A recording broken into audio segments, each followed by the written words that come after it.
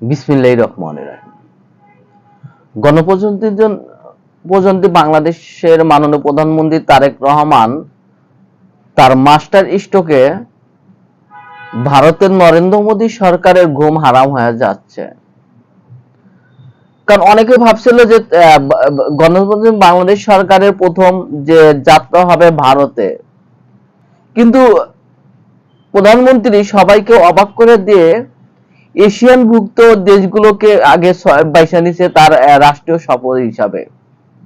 Malaysia এবং বাংলাদেশের সাথে প্রথম উভয় মুসলিম দেশ এবং উভয়ের যে সম্পর্ক গভীরতা, অর্থনৈতিক বাণিজ্য যে সম্পর্ক শুধু এখন না, 1981 সালের পরের থেকেই আপনার মালয়েশিয়া এবং বাংলাদেশের সাথে গভীর সম্পর্ক। দেখেন যে নরেন্দ্র মোদী কেন আপনার ভয় পাচ্ছে এবং বাংলাদেশের যে সফলতা এবং সফলতাকে নরেন্দ্র মোদী এক ধরনের ঈর্ষণীয় হচ্ছে। দেখেন নরেন্দ্র মোদী গতকাল শনিবার কলকাতা পশ্চিমবঙ্গে আসে এবং পশ্চিমবঙ্গ আসার যোগে সে সবকিছু বাদ দিয়ে একটা প্রশ্ন তোলে যে 1946 সালে যে বাংলাদেশের নোয়াখালীতে যে দাঙ্গা হয়, এই দাঙ্গার কথা সে তুলে ধরে।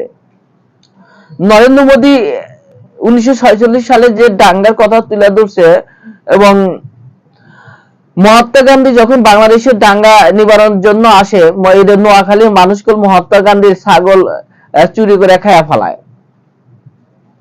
এখন নরেন্দ্র মোদীকে যে কথাগুলো বলছে একটা প্রধানমন্ত্রী কেন 1946 সালকে বাইছে নিল এবং কেন প্রধানমন্ত্রী নরেন্দ্র মোদী বলল 1946 সালে বাংলাদেশে দাঙ্গা বাঁধাইছিল।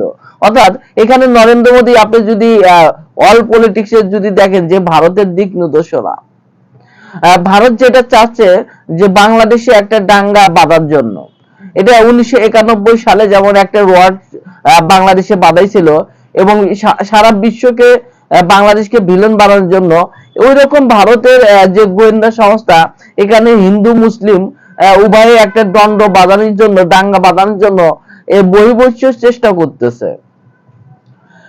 এই নিরীহ হিন্দু মানুষকে তারা নিজে, আমি যেটা ভারত যেটা করবে, ভারতের গোয়েন্দা সংস্থা তাদের নিজেদের হিন্দুকে হত্যা করবে, হত্যা করে আপনার এইটা মুসলিমদের উপরে চাপা দিবে, যেটা ভারতের পরিকল্পনা।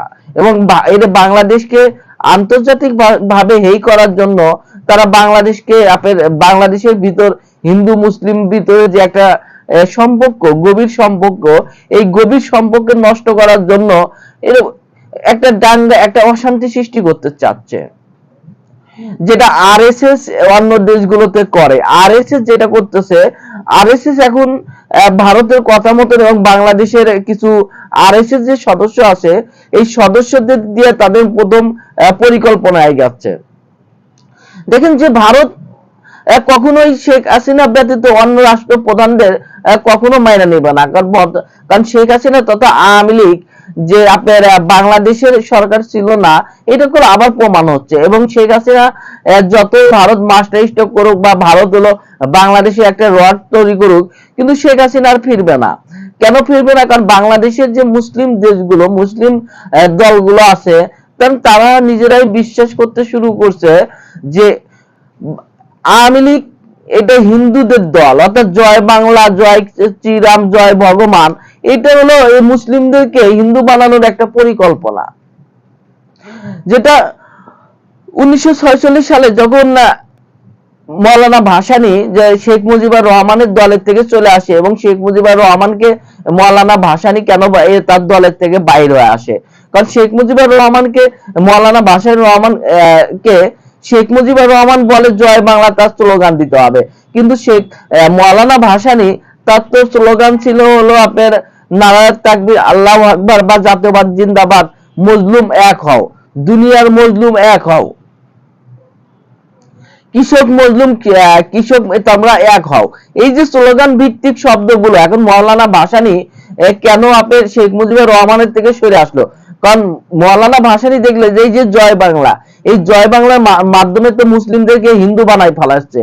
আমি একজন মুসলিম ব্যক্তি কিভাবে জয় বাংলা বলি বা এই হিন্দু ধর্ম গ্রহণ করি?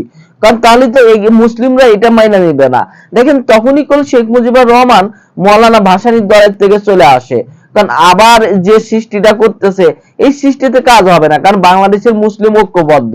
কারণ মুসলিমরা যেখানে ঐক্যবদ্ধ সেখানে আওয়ামী লীগ কিছু করতে পারবো না, কারণ আওয়ামী লীগ, কারণ এই দেশের ইসলামিক দলগুলো এবং ইসলাম, বাংলাদেশে যেখানে 90% মানুষ মুসলিম, এই মুসলিমরা চিন্তা করতেছে যে এই জয় বাংলা আবার হিন্দু ধর্ম মুসলিমদের উপরে চাপা দিবে, মাদ্রাসাকে ধ্বংস করে দিবে। কারণ আওয়ামী লীগ আসলে প্রথম মাদ্রাসা ধ্বংস করবে, ইসলামিক মসজিদ মাদ্রাসা কিছুই থাকবে না।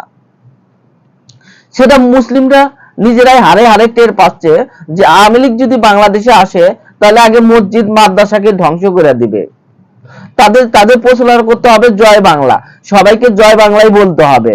কেউ আপনার লিল্লাহি তাকবীর বা বাংলাদেশ জাতীয়বাদী দল এটা বলতে পারবে না। তাহলে এই যে শব্দের মাধ্যমে হিন্দু ধর্ম গঠন করা, এইটাই ছিল হলো শেখ মুজিবুর রহমানের বাকশাল এবং শেখ মুজিবুর রহমানের বাংলাদেশকে ভারতের হাতে বিক্রি করা।